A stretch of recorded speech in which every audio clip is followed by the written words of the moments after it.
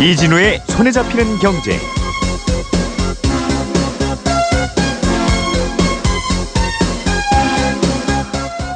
안녕하십니까, 이진우입니다. 손에 잡히는 경제가 뽑은 오늘의 숫자는 3,375원입니다.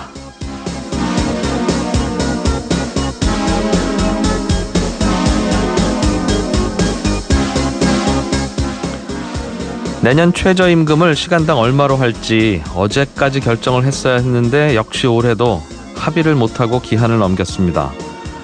노동자 위원들은 올해보다 54.5%가 오른 시간당 10,000원을 제시했고요. 사용자 위원 측은 2.4%가 오른 6,625원을 제시했습니다.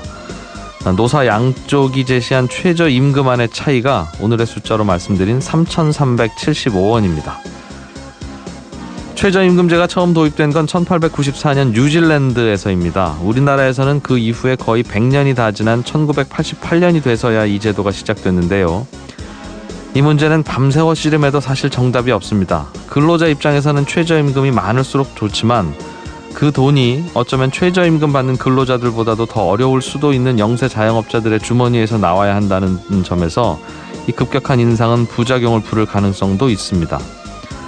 그리고 최저임금이 아무리 오르더라도 최저임금을 다 못 받고 일하는 사각지대에 놓인 근로자가 우리나라에 무려 260만 명이 넘는다는 조사도 있습니다. 그래서 이 3,375원이라는 이 큰 차이를 줄여나가는 건 못지않게, 아니면 어쩌면 오히려 이런 사각지대를 해소하는 대책이 조금 더 시급하다는 생각도 해봅니다.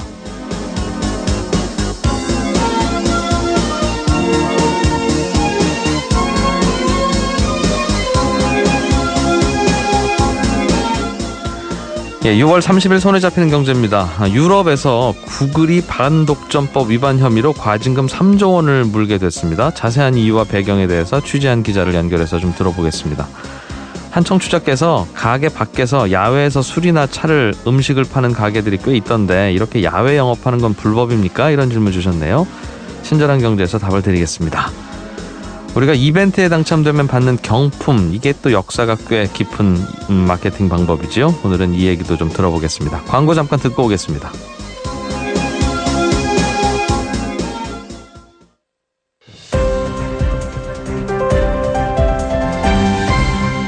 이진우의 손에 잡히는 경제. 예, 경제 뉴스 들어보실 시간인데요. 듣기 전에 영덕군, 울진군, 양양군, 삼척시에 지금 폭염주의보가 발효됐습니다. 주변에 계신 특히 노약자분들은 오늘 더위 조심하셔야겠습니다. 네, 경제 뉴스 들어보죠. 한국경제TV 김치영 기자가 전화로 연결돼 있습니다. 안녕하십니까? 네, 안녕하세요. 예, 문재인 대통령이 이제 미국 가서 트럼프 대통령 만났는데, 네. 예, 악수할 때 별일 없었습니까? 어제 악수 얘기 제가 드렸었죠. 예. 무난한 장면이 나왔습니다. 4초 정도 악수했다라고 하고요. 그 트럼프 대통령이 오른손을 이제 마주 잡는 동시에 이제 왼손을 문재인 대통령 오른쪽 어깨에 올렸다고 하거든요. 그러니까 이제 문 대통령이 반대로 이제 오른팔을 가볍게 트럼프 대통령을 꽉 잡았다. 그래서 뭐 무난한 자세가 나왔다. 이렇게 얘기가 되고 있고요. 바로 만찬도 이어졌습니다. 백악관 안에서 만찬을 했는데 이 안에서도 트럼프 대통령하고 문재인 대통령이 악수를 한 차례 더 나눴다라고 하고요. 분위기도 지금 상당히 좋았다고 전해지고 있습니다. 예. 언론들에서 이제 뭐 그 안에서 어떤 얘기가 전해졌는지 지금 막 속보로들 뜨고 있는데요. 뭐 1시간 30분 정도 예정됐던 만찬이 30분 정도 더 넘겨서 좀 길게 얘기가 됐고, 주요 이번 정상회담 의제가 아무래도 북핵과 무역이 될 것이다라는 게 두 정상의 발언에서도 조금씩 나오고 있습니다. 만찬 들어가기 전에 트럼프 대통령이 문 대통령이 북한과 무역 그리고 복잡한 문제들을 우리 국민하고 많이 토론했다는 걸 잘 알고 있다. 우리도 이런 것들에 대해 논의할 것이다. 이렇게 언급을 했기 때문에 정상회담에서 이 얘기가 좀 많이 이어질 것 같습니다. 예, 북한 문제하고 무역 문제가 주제가 될 거다. 주 의제가 된다. 예. 이런 얘기입니다. 정부가 내년에 세금을 어떻게 거둘 건지 안을 사실은 좀 먼저 만들어야 되니까요. 9월에 네. 기재부가 세법 개정안이라고 해서 늘 매년 제출을 하는데 이 안에는 세금 더 올리는 증세 이야기는 안 들어있다는 소식이 있군요. 내년까지는 일단 증세 안 하고 현행 세법을 그대로 유지하겠다는 게 정부의 입장입니까? 국정기획자문위에서 현재 마련 중인 정부의 내년도 세법 개정안에는 증세 방안이 없다 이렇게 말을 했습니다. 예. 일부 이제 비과세나 세금 감면 혜택의 축소는 있겠지만 소득세, 법인세, 뭐 부동산 보유세 이런 것들 법으로 정한 세율, 명목 세율이라고 하잖아요. 이런 것들은 인상하지 않는다 이런 얘기가 되겠습니다. 말씀하신 대로 이제 9월 정도에 기재부가 보통 내년에 어떻게 세금을 거둘 것인지 뭐 고칠 게 있으면 고쳐서 세법 개정안이라는 걸 내놓게 되는데요. 네. 이 안에는 들어있지 않다 이런 얘기거든요. 다만 어제 이제 이 얘기를 하면서 2019년을 목표로 시행할 세제 개혁의 방향성은 명확하게 얘기를 했습니다. 내년에 이제 제출할 세제 개편안에는 이제 증세를 담겠다는 것인데요. 그 타겟이 이제 흔히 말하는 부자 증세 저희가 지금 그렇게 얘기를 하고 있는데 네. 대기업과 대주주 그리고 고소득자, 자산가 상대적으로 돈이 많은 계층에 대한 과세를 강화하는 방향으로 1년 동안 고민하고 논의를 거쳐서 이걸 이제 내년도, 그러니까 2019년도에 시행할 세법 개정안에 한 9월 정도에 넣겠다라는 얘기겠죠. 생각은 증세 쪽으로 있으나 내년부터 시행하기에는 그럼 8월 말까지 그 안을 다 만들어야 되는데 시간이 없다는 뜻이군요. 그러니까. 시간도 촉박하지만 저것도 있는 것 같습니다. 내년에 이제 총선이 있지 않습니까? 예. 그래서 총선의 결과를 가지고 만약에 올해 증세를 했다가 이제 내년에 시행을 하면 여론이 많이 안 좋아지면 총선에도 영향을 좀 미칠 거고요. 그렇게 되면 더 힘들어질 수 있으니 총선 결과를 좀 보고 예. 여당이 지지가 많았다 그러면 좀 더 과감하게 할 수 있겠다라는 생각도 좀 계산이 있지 않았느냐라는 생각도 드는데요. 실제로 이제 조세지정특별위원회라는 걸 설치를 해서 큰 그림도 그리고 여기서 논의도 많이 하고 국민들의 합의도 좀 구하겠다 이렇게 어제 얘기를 했습니다. 그러면 충분히 국민들 설득할 시간이 모자라다는 뜻으로 저는 들리네요. 어쨌든 정부가 출범한 맞습니다. 후에 대개는 시간이 세법 마련할 때까지 시간이 과거에는 한 8, 9개월 있었습니다만 네. 올해는 한 3, 4개월 후에 바로 만들어야 되는 상황이라서 정부 입장에서도 그런 게 충분히 반영이 됐을 테고요. 예. 뭐 다른 인사 문제부터 시작해서 지금 상당히 속도감 있게 문재인 정부가 모든 정책을 추진하고 있기 때문에 예. 이것까지 밀어붙였다가는 세금은 특히나 돈을 걷는 일이지 않습니까? 네. 저항이 상당히 크기 때문에 이런 부분도 좀 고려가 된 것 같고요. 그렇지만 어쨌든 정부가 큰 방향을 제시해주고 정책의 방향을 제시해주고 예. 거기와 관련돼서 1년간의 논의를 거쳐서 국민의 합의를 이끌겠다라는 방향성에 대해서는 저는 상당히 개인적으로 긍정적인 알겠습니다. 방향이다 이렇게 보고 있습니다. 일단 1년은 쉬고 1년 후에 제대로 세법을 만들어서 내후년부터 그럼 바뀐 세법을 적용하겠다는 의미로 들리는데 네. 어떤 세금이 좀 먼저 늘어날 것 같습니까? 그럼? 앞서도 말씀드린 것처럼 이제 부자들에 대한 증세라고 제가 표현을 해드렸는데요. 구체적으로는 어떤 세목이에요? 이제 법인세가 첫 번째 있을 겁니다. 그래서 예. 법인세율을 올리느냐 마느냐의 문제를 가지고 굉장히 치열하게 얘기를 하게 될 테고요. 그다음에 자본소득에 대한 과세가 강화될 것으로 보이는데 자본소득 과세라고 하면 지금 우리나라는 주식 거래, 국내 주식을 거래했을 경우에 돈을 벌면 네. 세금을 안 내거든요. 예. 이 부분에 대한 게 굉장히 조금 강화가 될 가능성이 높습니다. 그래서 특히나 다 안 내는 건 아니고 대주주들, 지분을 많이 갖고 있는 사람들은 금액이 얼마냐 또는 그 가지고 있는 지분율에 따라서 지금 세금을 걷고 있는데 네. 이 기준을 낮춰서 그 대상을 넓히든지 아니면 세금의 부과율을 높이든지 이게 좀 강화될 거다라는 게 지금 얘기고요. 그리고 임대소득자에 대한 과세 이 문제도 좀 이번 정부가 시행할 가능성이 높다 이렇게 봐야 됩니다. 예. 알겠습니다. 좀 여유 있는 주제니까 좀 더 지켜보면서 이야기하죠. 네네. 예. 우리나라의 그 초고속 열차 KTX도 있고 수서역에서 출발하는 SRT도 있고 두 가지가 있는데 네. 이거가 지금은 분리돼서 운영되고 있는데 이것도 다시 합친다는 이야기가 나오는 모양입니다. 네, 그렇습니다. 그 수서에서 출발하는 고속열차 이제 XRT라고 저희가 얘기를 하는데요. 이게 개통한 지 6개월 조금 더 됐거든요. 예. 근데 이게 갑자기 통합한다는 얘기가 나와서 이게 뭐 6개월밖에 안 된 걸 왜 통합해라고 생각하시는 분들이 지금 나오고 있어요. 예. 어제 이제 국토교통부가 SRT하고 한국철도공사 코레일을 통합하는 여부를 고민하고 있다라는 얘기를 꺼냈거든요. 예. 그래서 7월 중에 태스크포스를 꾸려서 코레일과 SRT를 이제 SR이라는 회사가 운영을 하고 있기 때문에 네. 코레일과 SR의 분리나 통합에 대한 득실을 검토해보겠다 이렇게 얘기를 지금 구조가 이걸- 어떻게 되어 있어요? 그럼 KTX는 코레일이라고 하는 공기업이 운영하고 있고 네. SRT는 뭐 같은 기차 다닙니다만 출발점이 수서역으로 다른 그 초고속 열차는 SR이라고 하는 별도의 회사가 운영하는데 두 회사는 아무 관계가 없습니까? 그럼? 관계가 있습니다. 이게 사실은 이제 철도 민영화라는 데에서 출발을 한 것이고요. 처음에는 완전히 분리해서 회사를 만들겠다라고 했다가 이 코레일하고 그다음에 코레일의 노조가 워낙 강경한 반대를 했습니다. 네. 그래서 이걸 완전히 분리를 하지 못하고 코레일이 41%로 대주주를 하고요. 예. 사학연금과 기업은행, 산업은행이라는 이제 민간 자금이 나머지 지분을 채우는 형태로 만들어졌거든요. 그렇다 보니까 결국에는 코레일의 밑에 있는 계열사의 형태를 지금 띠고는 있죠. 그러니까 엄마 회사 서로 다른 아들 회사네요. 회사지만. 그러니까 두 예, 결국에는 개가. 엄마 예. 회사 아들 회사가 돼 있어서 예. 사실은 그러니까 이걸 왜 너네 맘대로 국토교통부가 통합을 한다 만다 그 다음에 또 한다 그래서 될 수 있는 거냐 이런 예. 의문을 가지실 수가 있는데 결국에는 출발이 이렇다 보니까 코레일이 대주주니까 예. 자회사를 또 편입해서 통합할 수 있는 거 아니겠습니까? 그래서 이런 논의를 하겠다 지금 뭐 이렇게 얘기가 나온 것이죠. 사실 완전한 분리는 아니고 말씀하셨듯이 표현하셨듯이 엄마 회사 아들 회사로 나누어서 운영하는 철도인데 네. 또 이게 문재인 정부의 방향성에서는 뭔가 이런 경쟁 관계보다는 통합해서 같이 과거처럼 운영하자는 쪽이 강한 듯해서 아마 그쪽으로 다시 논의를 하는 게 아닌가 싶은데요. 그런 분위기입니까? 예, 사실 그것도 좀 영향을 미친 거 아니냐라는 외부의 분석이죠. 이번 문재인 정부 같은 경우에는 철도 민영화에 대해서 반대 입장을 하고 있거든요. 예. 그렇다 보니 이제 이미 반민영화가 돼 있는 지금 SRT를 운영하는 SR을 예. 이참에 코레일이 통합해버리자라는 생각을 좀 한 것 같습니다. 코레일 입장에서는 경쟁자가 있는 게 매우 불편하거든요. 예.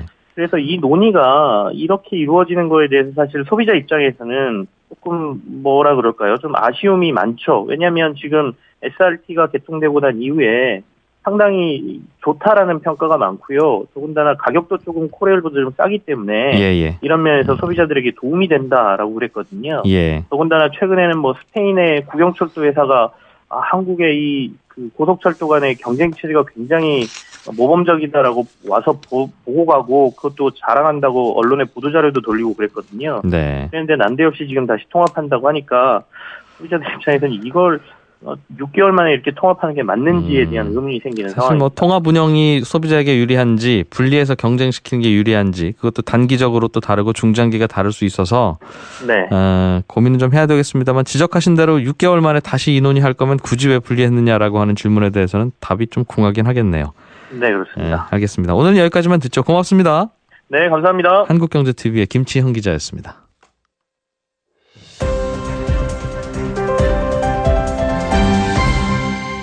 경제를 생각하는 사람들의 즐거운 습관. 이진우의 손에 잡히는 경제. 네, 최근에 유럽연합이 세계 최대 IT 기업이죠. 검색 서비스로 큰 돈을 벌고 있는 구글에게 무려 3조 원이나 되는 벌금을 매겼습니다. 이유가 광고비를 받고 검색 결과를 조정해줬다. 그러니까 구글에 광고비를 낸 회사는 검색 결과에 상위에 링크시켜주고 광고비 안 낸 회사는 뒤로 미뤘다, 아래로 뺐다는 뜻인데 또 소비자들은 당연히 그렇게 하는 거 아닌가 우리는 그렇게 알고 있는데 라고 생각했던 것인데 또 유럽연합에서는 불법이라면서 벌금을 매겼다고 하니까 이거 어떤 논리로 받아들여야 되는지 좀 갸웃거려지기도 하고 또 그게 옳은 방향으로 느껴지기도 하고요. 아무튼 궁금한 점이 많습니다. 한국경제신문의 국제부 이상은 기자와 함께 이 문제 좀 알아보죠. 안녕하십니까? 안녕하세요. 이게 설명을 제가 뉴스를 좀 살펴보니까 그런 거던데 검색 결과의 상위에 구글한테 돈 낸 업체들을 먼저 실어줬다. 네. 이게 가장 큰 이유입니까? 예, 그렇죠. 예. 예. 근데 이게 뭐 우리나라 포털도 그렇고 네. 소비자들은 당연히 알고 있지 않나요? 아니면 몰랐다는 소비자들도 충분히 있을 수 있으니까 이게 잘못이다 이런 이야기 접근을 좀 해야 되겠습니까? 그거는 양쪽이 뭐 다 가능한 얘기인데 사실은 이제 저희 포털 사이트 들어가면 상위에 랭크되는 그런 업체들은 뭐 무슨 링크라고 이름이 따로 붙어 있잖아요. 뭐 예. 무슨 뭐 어디 쇼핑 아니면 뭐 어디 프리미엄 링크, 뭐 파워 링크 이런 식으로. 네. 이제 그런 거는 돈을 낸 업체들이 상위에 올라가는 겁니다. 이제 그거 자체를 잘 모르시는 분들도 있지만 그냥 단순히 추천받은 것이 아니라 일정한 비용, 소정의 비용을 받고 하는 것인데 이제 근데 유럽연합에서는 그것이 독점적 지위를 남용했다라고 판단을 한 거죠. 예. 그냥 광고 회사로 생각하면 우리도 받아들이겠는데 그렇죠. 그러니까 검색 엔진이니까 검색 결과를 알려줄 거라고 기대한 소비자들에게는 소비자를 기만했다는 뜻이군요. 예, 그렇죠. 공정한 추천의 결과를 기대했던 사람들은 그와 다른 결과를 보게 된 거니까요. 예, 그렇군요. 그 사실 우리나라 포털 말씀도 해주셨습니다만은 이름을 차라리 광고 받은 겁니다라든가 광고주입니다라고 표현하면 알겠는데 프리미엄 링크, 파워 네. 링크, 스페셜 링크 그러면 이게 광고인지 아니면 뭔가 네. 특별하게 본인들이 별도로 검색을 해서 찾아줬다는 뜻인지 사실 알기는 좀 어렵죠. 예. 약간 노년층 분들은 여전히 이제 그게 특별한 의미가 없는 것으로 생각하시는 경우가 아직 많이 있습니다. 예. 저도 그렇게 생각했던 걸 보니 저도 노년층이라고 봅니다. 죄송해요. 예. 아니 뭐 노년인 게 뭐 잘못입니까? 네. 구글이 검색 예. 시장을 거의 장악한 것 같기는 한데 네. 글쎄요. 그렇다고 해서 이게 독점적으로 지위를 남용했다는 이야기를 할 만큼인가 이런 문제도 좀 있을 것 같아요. 일단은 검색 시장에서의 그 지위라는 거는 상당히 구글이 매우 독점적이라는 거는 뭐 이론의 여지가 없고요. 예. 지금 이번에 문제가 된 건 유럽인데 유럽은 어느 회원국에서 어느 기간 글로벌 금융위기 이후 지난 한 10년간 다 봐도 다 90% 이상의 그 점유율을 가지고 있는 걸로 나옵니다. 네. 근데 이제 아까 말씀하셨듯이 검색 서비스 시장에서 1등을 한다고 해서 뭐 일테면 거기서 팔고 있는 무슨 상품에 대해서 1등을 하고 있는 것도 아니고 광고 시장을 자기가 다 먹는 것도 아닌데 왜 문제가 되느냐 이렇게 생각을 할 수도 있어요. 근데 예. 이제 거기에서 유럽연합이 특별하게 내놓은 논리가 무엇이냐면 경쟁하는 그 경쟁 대상을 누구로 선정하느냐에 따라서 이 판단은 조금 달라질 수 있습니다. 예. 그러니까 경쟁 대상을 유럽연합은 다른 가격 비교 서비스 업체를 상정을 했어요.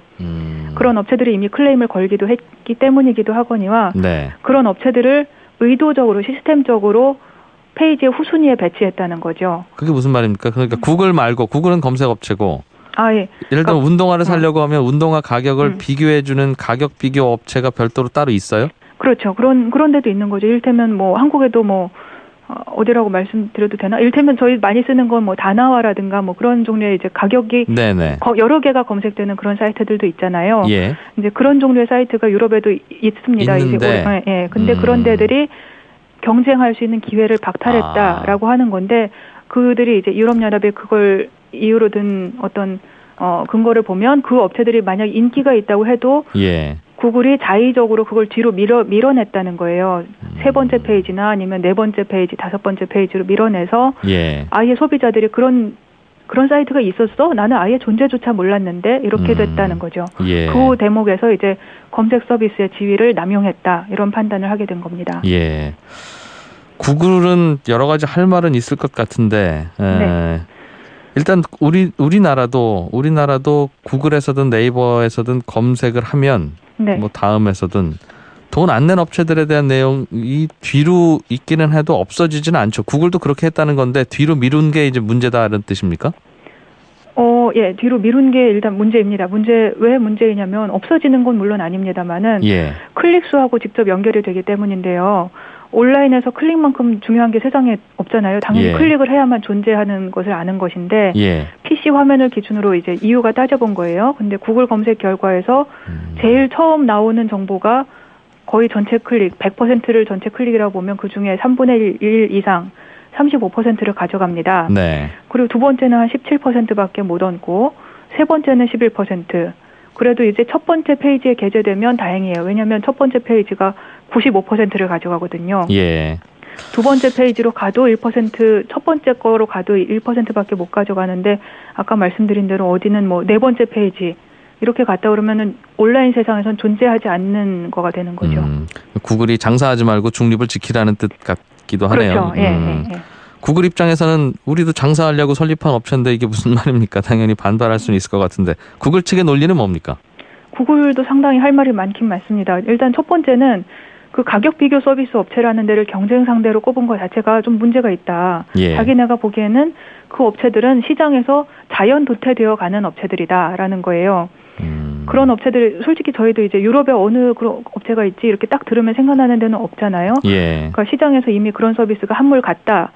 주장하는 게 하나가 있고 가격 비교 서비스 업체들이 불만이면 너희들한테로 이용자가 가도록 너희들이 잘하면 될 거 아니냐 이 말이에요. 그렇죠. 그럼? 일단 원래 소비자가 별로 안 선호하기 때문에 네. 일단 예를 들면 그런 업체들을 앞으로 내세워주면 소비자가 안 좋아한다. 안 좋아하는데 왜 우리가 그렇게 해야 되느냐. 알겠습니다. 그런 예. 게 하나 있고 또 두 번째는 다른 경쟁자가 지금 현재 시장에 큰 경쟁자들이 있는 거 아니냐.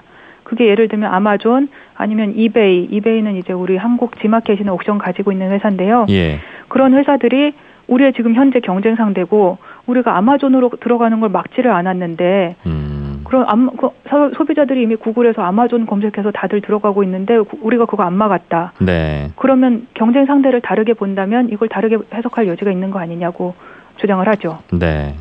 이게 구글과 유럽의 문제가 아니라 우리나라에서도 똑같은 일이 벌어지고 있어서 그렇죠. 우리나라도 우리 뭔가 사려면 이제 포털에 가서 살려고 하는 제품을 검색하고 네. 그 포털이 알려주는 가격 비교 순서든 요즘 인기 있는 순서든 간에 그 순서에 따라서 우리가 하나씩 들어가 보잖아요. 네.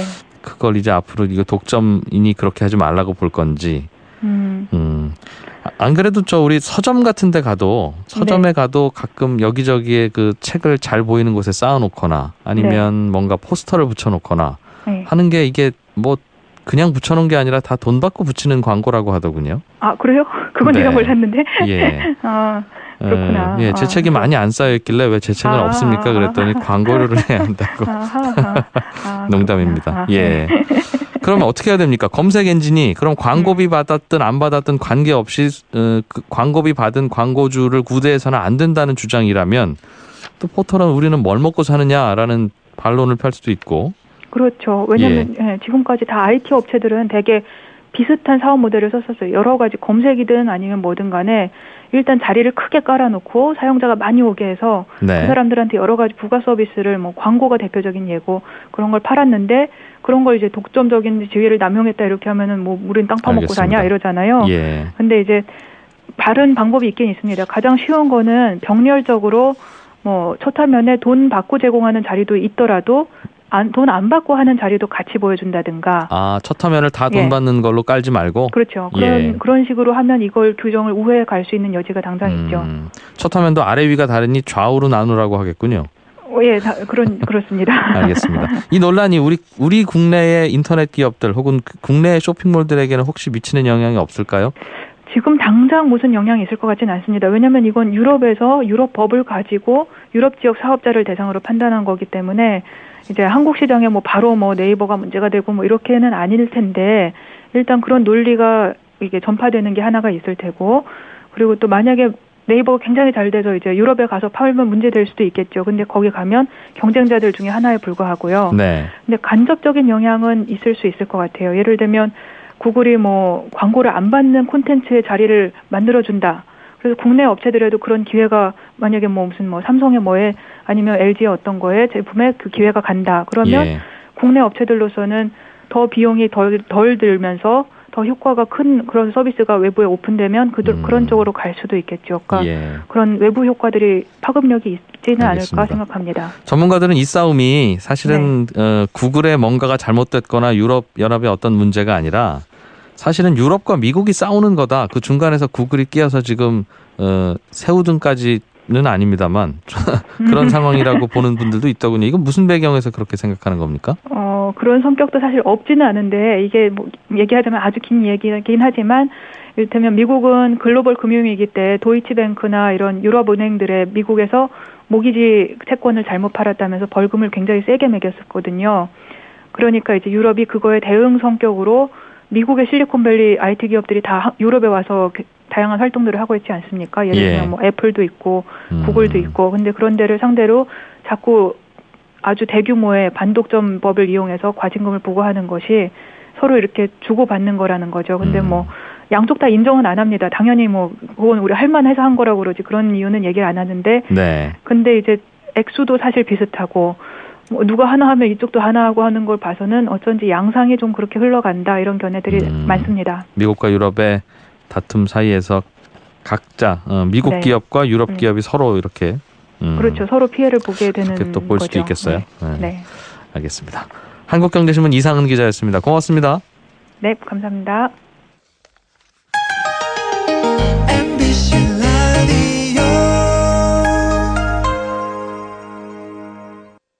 알아야 될 것들 많이 안내를 해주고 눈높이에 딱 맞는 만인의 경제 과외 선생님. 다음 순서는 친절한 경제입니다.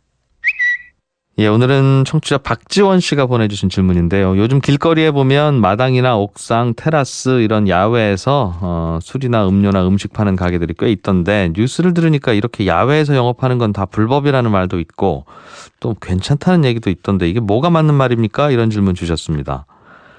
결론부터 말씀드리면 불법일 수도 있고 아닐 수도 있습니다.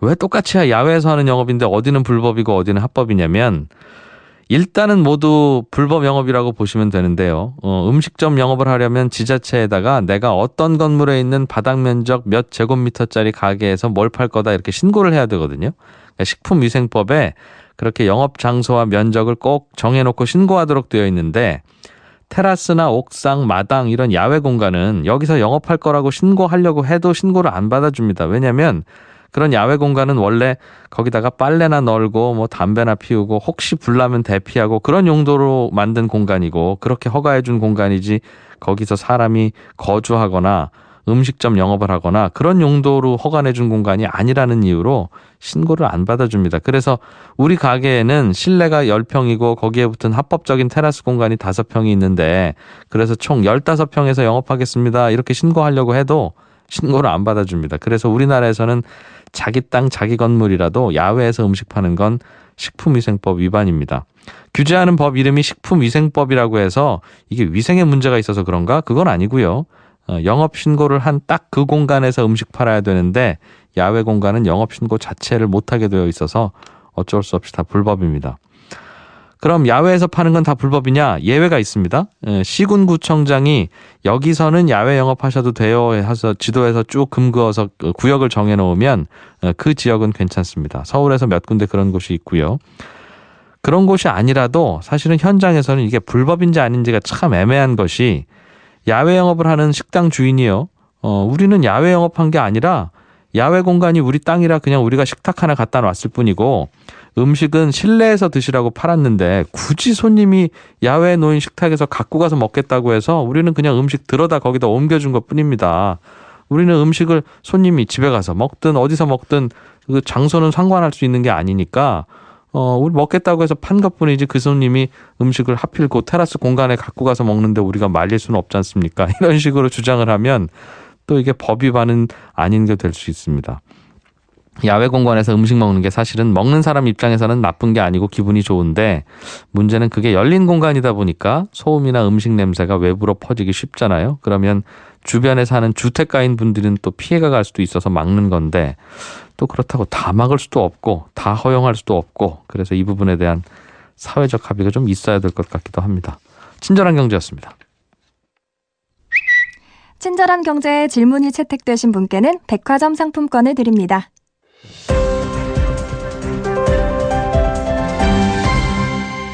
이진우의 손에 잡히는 경제. 예, 우리 주변에서 일어나는 여러 가지 경제 현상들은 다 연원이 있고 유래가 있고 그렇죠. 과거의 몇 가지 장면들을 통해서 재미있는 경제 이야기 함께 들어보는 시간입니다. 박연미 경제 칼럼니스트입니다. 어서 오십시오. 안녕하세요. 옛날 이야기 중에서 옛날 네. 이야기 하면 우리가 예전에 할머니한테 듣던 재밌는 전래동화. 네, 네. 그런 건 재밌는데 옛날 경제 이야기는 과연 재미있을까? 네. 할머니는 아니지만 최선을 다해서. 예, 재미있을 거라고 우리는 생각하고 시작하는 코너인데요. 네. 예. 오늘은 무슨 얘기 갖고 오셨습니까? 네, 오늘은 경품 얘기 한번 해볼게요. 경품. 뭔가 소비자 손님들한테 선물로 주는 거네요. 그렇죠. 얹어주는 거죠. 이 공짜라면 양잿물도 마신다 이런 옛말이 있는 것처럼 예. 뭐 공짜 싫어하시는 분 안 계시겠죠. 그럼요. 그런데 이게 고대 로마 제국에서도 경품이 등장했던 흔적을 찾을 수가 있습니다. 아, 거기까지 거슬러 올라가요? 네, 한번 가볼까요, 같이? 예. 네, 41년 동안 로마의 기틀을 잡았던 카이사르의 후계자 아우구스투스 황제 시절에도 이 로마의 기반 시설을 닦아야 하니까 당연히 돈이 필요했겠죠. 예. 이때 그래서 대규모 연회를 열고 여기서 복권을 팔았는데 당첨이 되면 경품이 뭐였을까요? 복권이면 그 당시 로마 시대는 돈이 있었을 테니까 돈으로 주지 않았을까요? 뭐 금으로 된 뭐 동전 예. 이런 게 아닐까 했는데 통 크게 노예, 배, 집 이런 걸 줬다는 기록이 현물로 남아있습니다. 줬군요. 네. 사실은 그런 효과가 있을 거예요. 당첨되면 예를 들면 3천만 원 드립니다 하는 것보다 네. 당첨되면 이걸 드립니다 하면서 3천만 원짜리 반짝반짝한 승용차를 갖다 놓으면 와닿죠, 훨씬. 오히려 더 그렇죠. 물욕이 그냥. 그래서 아마 그런 게 아닐까 싶어요. 네. 예. 우리나라는 그럼 언제부터 이런 게 생겼습니까? 우리나라도 한 100년 전으로 거슬러 올라가 보면요.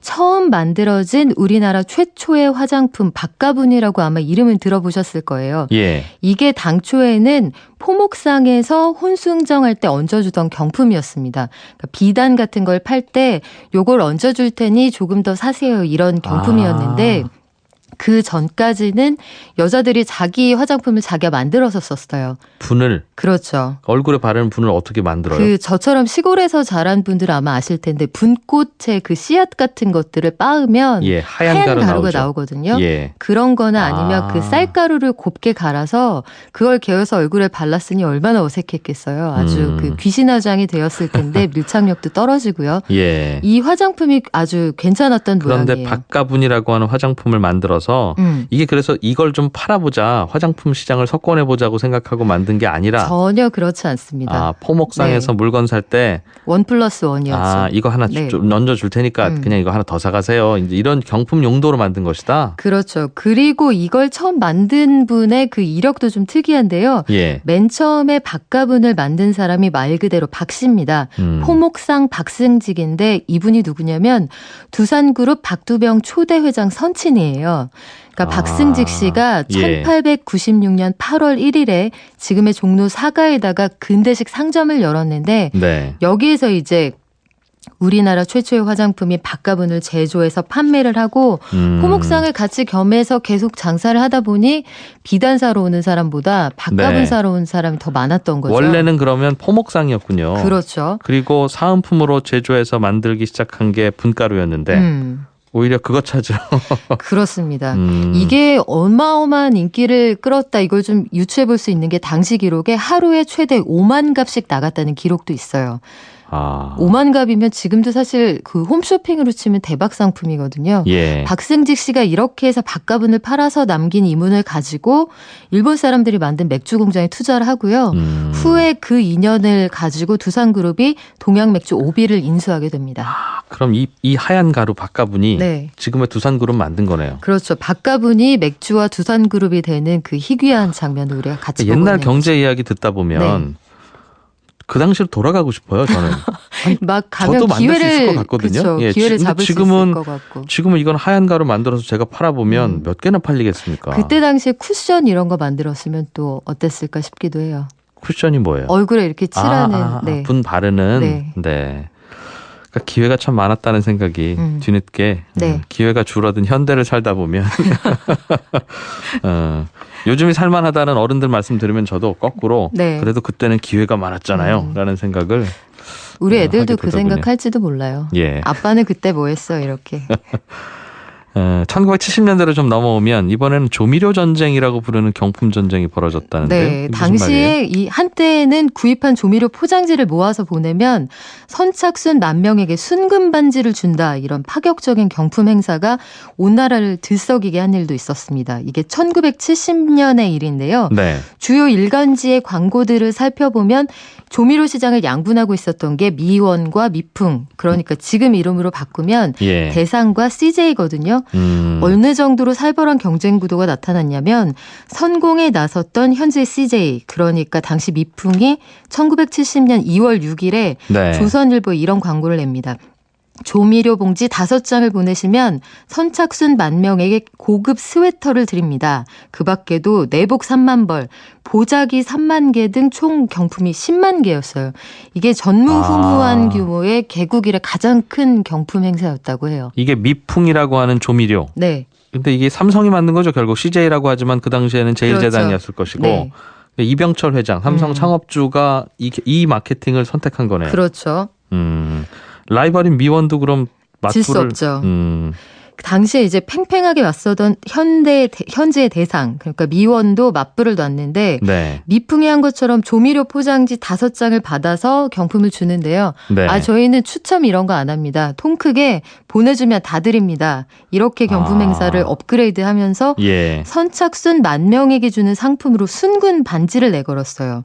이외에도 당시에 핫 트렌드였던 그 플라스틱 대야하고 바가지 세트, 또 쇼핑백 같은 것들을 포함해서 네. 15만 명에게 경품을 준다 해가지고 말 그대로 난리가 납니다. 그 조미료 5개만 사면 네. 포장지 5개니까 사실은 5개 다 안 사고 그렇죠. 옆집이 버린 것도 하나 갖고 와서 보내고 하면 이게 이럴 수도 있죠. 5봉지를 일단 사서 네. 쟁여두시고 봉지만 먼저 보내시는 거죠, 어머니들이. 그럴 수도 있고요. 그런데 이게 그럼 경품이 더 돈이 많이 나갔을 것 같기도 한데요. 그렇죠. 배보다 배꼽이 큰 건데 예. 이 시장을 석권하던 대기업들 얘기기는 한데 이때 총 경품의 규모가 당시 돈으로 2억 원 정도 됐다고 해요.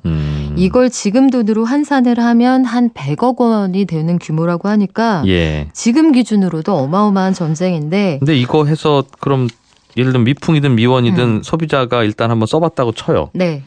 그거 해서 이 경품값 뺄 수 있겠어요? 이걸로 무슨 부귀영화를 누렸겠느냐 싶으실 텐데 이게 사실 굉장히 그 영리한 마케팅이에요. 사람 입맛을 잡는 거라서 엄마, 할아버지, 아이 그러니까 적어도 3대를 내다보는 공격적인 투자였던 셈입니다. 한번 쓰기 시작하면 이건 계속 이거 쓸 거다. 그렇죠. 결국은 삼성이 졌죠. 미풍은 이제 없어지고 미원만 남았으니까. 그렇죠. 그런 셈인데 뭐 당시에는 너무 이게 과열이 되니까 전경련이 나서서 상도덕 문제를 상도덕의 타락이다 뭐 이런 훈수를 두기도 했습니다. 삼성그룹 이건희 회장의 아버지죠. 네. 그러니까 이병철 회장이 쓴 글을 보면 본인이 평생에 하고 싶은 건 다 했는데 못한 게 그러니까 아쉬운 게 3가지가 있다. 네. 내 맘대로 안 되던 게 3가지가 있더라라고 하면서 꼽은 게 첫째가 자식. 그렇죠. 이건 누구나 마찬가지일 거고. 둘째가 골프. 이거 맘대로 잘 안 되더라. 네. 꽤 잘 치긴 했습니다만. 3번째가 미풍이었다. 미풍. 이건 누구야? 삼성이 하면 다 우리나라에선 1등인데 네. 이거는 결국 안 되더라라고 그렇죠. 하면서 그렇게 회고를 했던 글을 네. 읽었던 기억이 있네요. 이 얘기네요. 그러니까. 네.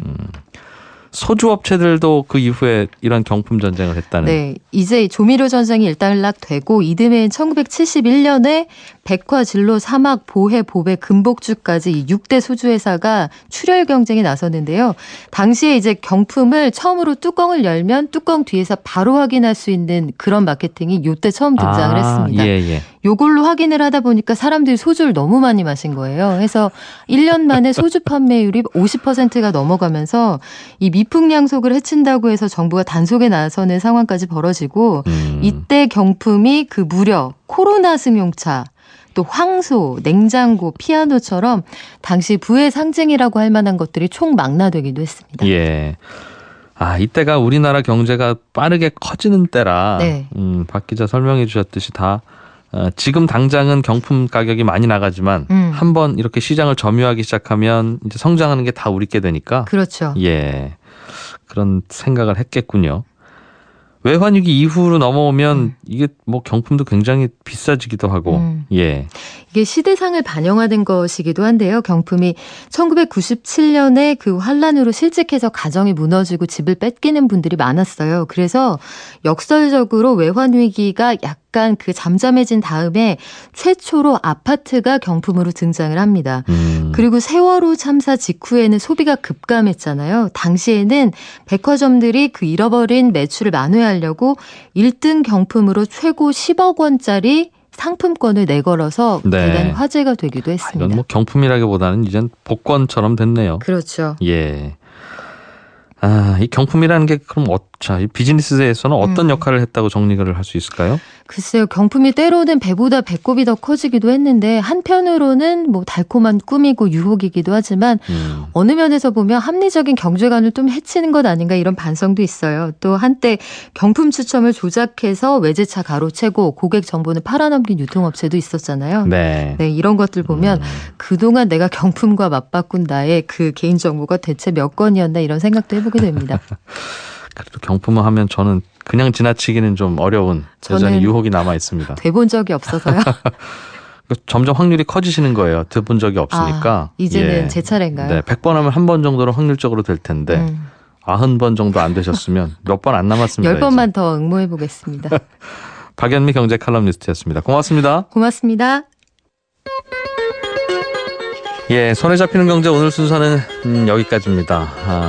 오늘 헤어지면 이제 월요일까지 기다려야 되는 건가 싶으신 분들 안심하십시오. 저희는 토요일, 일요일도 똑같은 시간에 11시 10분에 방송을 합니다. 1년 365일 쉬는 날이 하나도 없습니다. 네, 이진우였고요. 내일 오전 11시 10분에 보겠습니다. 고맙습니다.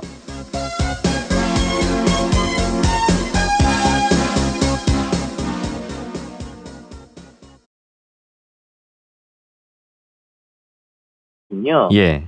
근데 이게 갑자기 통합한다는 얘기가 나와서 이 뭐 6개월밖에 안 된 걸 왜 통합해라고 생각하시는 분들이 지금 나오고 있어요. 예. 어제 이제 국토교통부가 SRT하고 한국철도공사가 코레일을 통합하는 여부를 고민하고 있다라는 얘기를 꺼냈거든요. 예. 그래서 7월 중에 태스크포스를 꾸려서 코레일과 SRT를 이제 SR이라는 회사가 운영을 하고 있기 때문에 네. 코레일과 SR의 분리나 통합에 대한 득실을 검토해 보겠다 이렇게 얘기를 지금 구조가 어떻게 되어 있어요? 그럼 KTX는 코레일이라고 하는 공기업이 운영하고 있고, 네. SRT는 뭐 같은 기차 다닙니다만 출발점이 수서역으로 다른 그 초고속 열차는 SR이라고 하는 별도의 회사가 운영하는데 두 회사는 아무 관계가 없습니까? 그럼? 관계가 있습니다. 이게 사실은 이제 철도 민영화라는 데에서 출발을 한 것이고요. 처음에는 완전히 분리해서 회사를 만들겠다라고 했다가 이 코레일하고 그다음에 코레일의 노조가 워낙 강경한 반대를 했습니다. 네. 그래서 이걸 완전히 분리를 하지 못하고 코레일이 41%로 대주주를 하고요. 예. 사학연금과 기업은행, 산업은행이라는 이제 민간 자금이 나머지 지분을 채우는 형태로 만들어졌거든요. 그렇다 보니까 결국에는 코레일의 밑에 있는 계열사의 형태를 지금 띠고는 있죠. 그러니까 엄마 회사, 아들 회사네요. 그러니까 두. 예, 결국에는 엄마 회사, 아들 회사가 돼 있어서 사실은 그러니까 이걸 왜 너네 맘대로 국토교통부가 통합을 한다 만다 그런 다음에 또 한다 그래서 될 수 있는 거냐 이런 의문을 가지실 수가 있는데 결국에는 출발이 이렇다 보니까 코레일이 대주주니까 자회사를 또 편입해서 통합할 수 있는 거 아니겠습니까? 그래서 이런 논의를 하겠다 지금 뭐 이렇게 얘기가 나온 것이죠. 사실 완전한 분리는 아니고 말씀하셨듯이 표현하셨듯이 엄마 회사 아들 회사로 나누어서 운영하는 철도인데 또 이게 문재인 정부의 방향성에서는 뭔가 이런 경쟁 관계보다는 통합해서 같이 과거처럼 운영하자는 쪽이 강한 듯해서 아마 그쪽으로 다시 논의를 하는 게 아닌가 싶은데요. 그런 분위기입니까? 예, 사실 그것도 좀 영향을 미친 거 아니냐라는 외부의 분석이죠.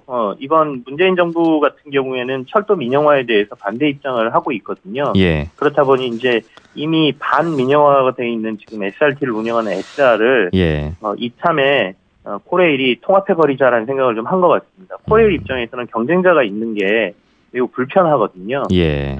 그래서 이 논의가 이렇게 이루어지는 거에 대해서 사실 소비자 입장에서는 조금 뭐라 그럴까요? 좀 아쉬움이 많죠. 왜냐하면 지금 SRT가 개통되고 난 이후에 상당히 좋다라는 평가가 많고요. 더군다나 가격도 조금 코레일보다 좀 싸기 때문에 이런 면에서 소비자들에게 도움이 된다라고 그랬거든요. 더군다나 최근에는 뭐 스페인의 국영철도 회사가 한국의 이 그 고속철도 간의 경쟁 체제가 굉장히 모범적이다라고 와서 보고 가고 그것도 자랑한다고 언론에 보도자료도 돌리고 그랬거든요. 그런데 난데없이 지금 다시 통합한다고 하니까 소비자들 입장에서는 이걸 6개월 만에 이렇게 통합하는 게 맞는지에 대한 의문이 생기는 상황입니다. 사실 뭐 통합 운영이 소비자에게 유리한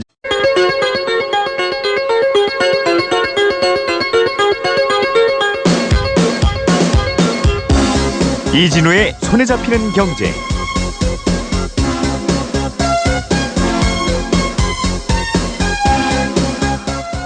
안녕하십니까, 이진우입니다. 손에 잡히는 경제가 뽑은 오늘의 숫자는 3,375원입니다.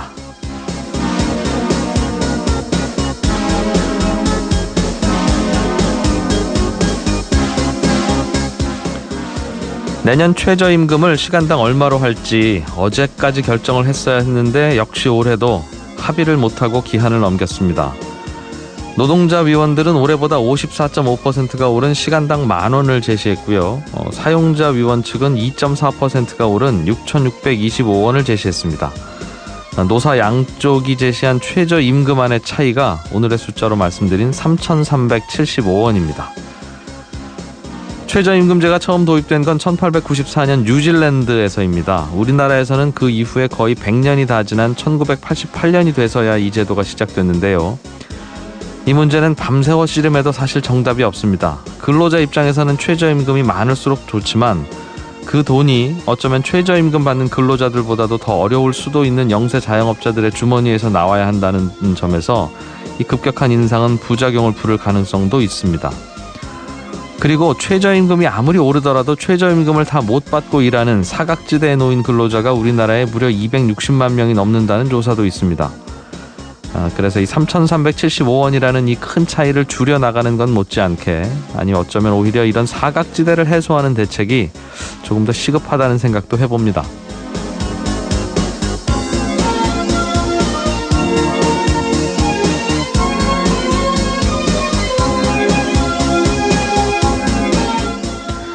예, 6월 30일 손에 잡히는 경제입니다. 유럽에서 구글이 반독점법 위반 혐의로 과징금 3조 원을 물게 됐습니다. 자세한 이유와 배경에 대해서 취재한 기자를 연결해서 좀 들어보겠습니다. 한 청취자께서 가게 밖에서 야외에서 술이나 차를, 음식을 파는 가게들이 꽤 있던데 이렇게 야외 영업하는 건 불법입니까? 이런 질문 주셨네요. 친절한 경제에서 답을 드리겠습니다. 우리가 이벤트에 당첨되면 받는 경품, 이게 또 역사가 꽤 깊은 마케팅 방법이지요. 오늘은 이 얘기도 좀 들어보겠습니다. 광고 잠깐 듣고 오겠습니다.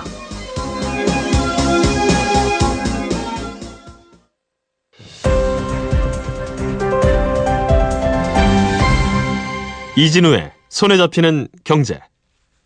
예, 경제 뉴스 들어보실 시간인데요. 듣기 전에 영덕군, 울진군, 양양군, 삼척시에 지금 폭염주의보가 발효됐습니다. 주변에 계신 특히 노약자분들은 오늘 더위 조심하셔야겠습니다. 네, 경제 뉴스 들어보죠. 한국경제TV 김치영 기자가 전화로 연결돼 있습니다. 안녕하십니까? 네, 안녕하세요. 예, 문재인 대통령이 이제 미국 가서 트럼프 대통령 만났는데, 네. 예, 악수할 때 별일 없었습니까? 어제 악수 얘기 제가 드렸었죠. 예. 무난한 장면이 나왔습니다. 4초 정도 악수했다라고 하고요. 그 트럼프 대통령이 오른손을 이제 마주 잡는 동시에 이제 왼손을 문재인 대통령 오른쪽 어깨에 올렸다고 하거든요. 그러니까 이제 문 대통령이 반대로 이제 오른팔을 가볍게 트럼프 대통령을 꽉 잡았다. 그래서 뭐 무난한 자세가 나왔다. 이렇게 얘기가 되고 있고요. 바로 만찬도 이어졌습니다. 백악관 안에서 만찬을 했는데 이 안에서도 트럼프 대통령하고 문재인 대통령이 악수를 한 차례 더 나눴다라고 하고요. 분위기도 지금 상당히 좋았다고 전해지고 있습니다. 예. 언론들에서 이제 뭐 그 안에서 어떤 얘기가 전해졌는지 지금 막 속보로들 뜨고 있는데요. 뭐 1시간 30분 정도 예정됐던 만찬이 30분 정도 더 넘겨서 좀 길게 얘기가 됐고, 주요 이번 정상회담 의제가 아무래도 북핵과 무역이 될 것이다라는 게 두 정상의 발언에서도 조금씩 나오고 있습니다. 만찬 들어가기 전에 트럼프 대통령이 문 대통령이 북한과 무역 그리고 복잡한 문제들을 우리 국민하고 많이 토론했다는 걸 잘 알고 있다. 우리도 이런 것들에 대해 논의할 것이다. 이렇게 언급을 했기 때문에 정상회담에서 이 얘기가 좀 많이 이어질 것 같습니다. 예, 북한 문제하고 무역 문제가 주제가 될 거다. 주 의제가 된다. 예. 이런 얘기입니다.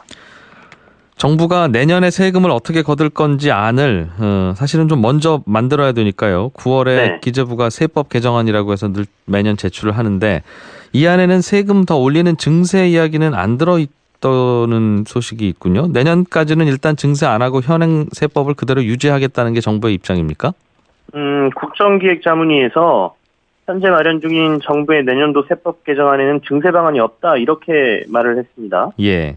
일부 이제 비과세나 세금 감면 혜택의 축소는 있겠지만 소득세, 법인세, 뭐 부동산 보유세 이런 것들 법으로 정한 세율, 명목세율이라고 하잖아요. 이런 것들은 인상하지 않는다 이런 얘기가 되겠습니다. 말씀하신 대로 이제 9월 정도에 기재부가 보통 내년에 어떻게 세금을 거둘 것인지 뭐 고칠 게 있으면 고쳐서 세법 개정안이라는 걸 내놓게 되는데요. 네. 이 안에는 들어있지 않다 이런 얘기거든요. 다만 어제 이제 이 얘기를 하면서 2019년을 목표로 시행할 세제 개혁의 방향성은 명확하게 얘기를 했습니다. 내년에 이제 제출할 세제 개편안에는 이제 증세를 담겠다는 것인데요. 그 타겟이 이제 흔히 말하는 부자 증세, 저희가 지금 그렇게 얘기를 하고 있는데, 네. 대기업과 대주주 그리고 고소득자, 자산가 상대적으로 돈이 많은 계층에 대한 과세를 강화하는 방향으로 1년 동안 고민하고 논의를 거쳐서 이걸 이제 내년도, 그러니까 2019년도에 시행할 세법 개정안에 한 9월 정도에 넣겠다라는 얘기겠죠. 생각은 증세 쪽으로 있으나 내년부터 시행하기에는 그럼 8월 말까지 그 안을 다 만들어야 되는데 시간이 없다는 뜻이군요. 그러니까. 시간도 촉박하지만 저것도 있는 것 같습니다.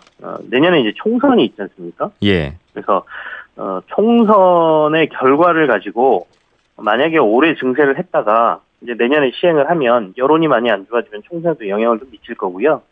그렇게 되면 더 힘들어질 수 있으니 총선 결과를 좀 보고 예.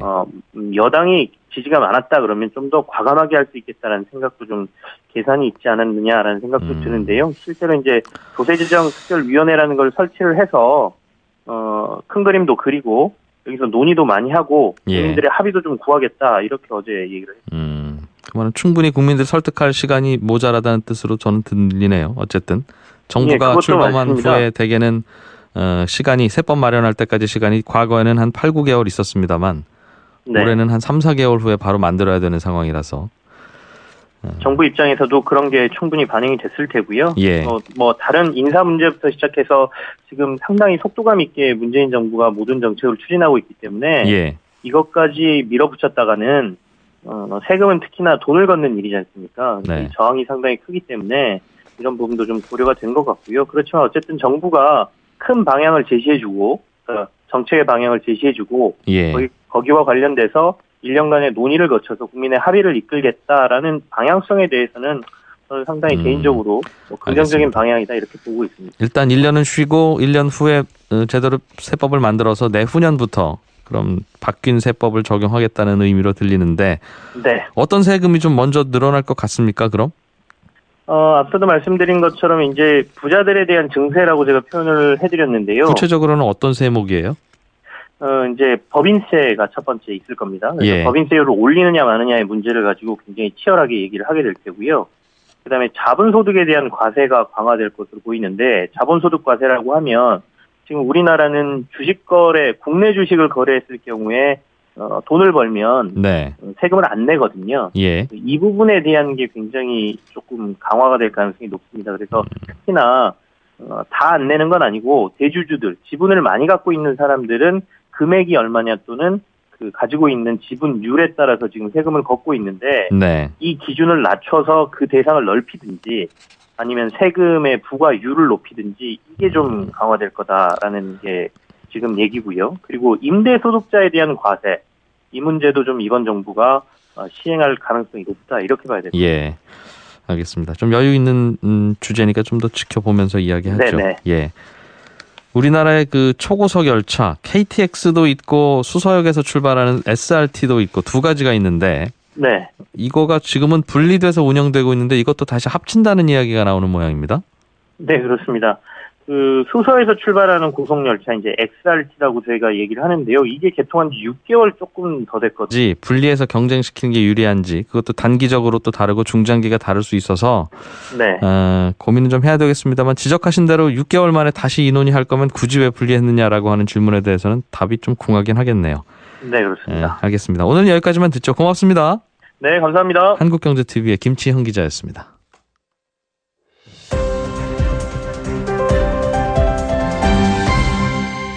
경제를 생각하는 사람들의 즐거운 습관. 이진우의 손에 잡히는 경제. 네, 최근에 유럽연합이 세계 최대 IT 기업이죠. 검색 서비스로 큰 돈을 벌고 있는 구글에게 무려 3조 원이나 되는 벌금을 매겼습니다. 이유가 광고비를 받고 검색 결과를 조정해줬다. 그러니까 구글에 광고비를 낸 회사는 검색 결과에 상위에 링크시켜주고 광고비 안 낸 회사는 뒤로 미뤘다, 아래로 뺐다는 뜻인데 또 소비자들은 당연히 그렇게 하는 거 아닌가 우리는 그렇게 알고 있는데 라고 생각했던 것인데 또 유럽연합에서는 불법이라면서 벌금을 매겼다고 하니까 이거 어떤 논리로 받아들여야 되는지 좀 갸웃거려지기도 하고 또 그게 옳은 방향으로 느껴지기도 하고요. 아무튼 궁금한 점이 많습니다. 한국경제신문의 국제부 이상은 기자와 함께 이 문제 좀 알아보죠. 안녕하십니까? 안녕하세요. 이게 설명을 제가 뉴스를 좀 살펴보니까 그런 거던데 검색 결과의 상위에 구글한테 돈 낸 업체들을 먼저 실어줬다. 네. 이게 가장 큰 이유입니까? 예, 그렇죠. 예. 예. 근데 이게 뭐 우리나라 포털도 그렇고 네. 소비자들은 당연히 알고 있지 않나요? 아니면 몰랐다는 소비자들도 충분히 있을 수 있으니까 이게 잘못이다 이런 이야기 접근을 좀 해야 되겠습니까? 그거는 양쪽이 뭐 다 가능한 얘기인데 사실은 이제 저희 포털 사이트 들어가면 상위에 랭크되는 그런 업체들은 뭐 무슨 링크라고 이름이 따로 붙어 있잖아요. 뭐 예. 무슨 뭐 어디 쇼핑 아니면 뭐 어디 프리미엄 링크, 뭐 파워 링크 이런 식으로. 네. 이제 그런 거는 돈을 낸 업체들이 상위에 올라가는 겁니다. 이제 그거 자체를 잘 모르시는 분들도 있지만 그냥 단순히 추천받은 것이 아니라 일정한 소정의 비용을 받고 하는 것인데 이제 근데 유럽연합에서는 그것이 독점적 지위를 남용했다라고 판단을 한 거죠. 예. 그냥 광고 회사로 생각하면 우리도 받아들이겠는데 그렇죠. 그러니까 검색 엔진이니까 검색 결과를 알려줄 거라고 기대한 소비자들에게는 소비자를 기만했다는 뜻이군요. 예, 그렇죠. 공정한 추천의 결과를 기대했던 사람들은 그와 다른 결과를 보게 된 거니까요. 예, 그렇군요. 사실 우리나라 포털 말씀도 해주셨습니다만은 이름을 차라리 광고 받은 겁니다라든가 광고주입니다라고 표현하면 알겠는데 프리미엄 링크, 파워 네. 링크, 스페셜 링크 그러면 이게 광고인지 아니면 뭔가 네. 특별하게 본인들이 별도로 검색을 해서 찾아줬다는 뜻인지 사실 알기는 좀 어렵죠. 예. 약간 노년층 분들은 여전히 이제 그게 특별한 의미가 없는 것으로 생각하시는 경우가 아직 많이 있습니다. 예.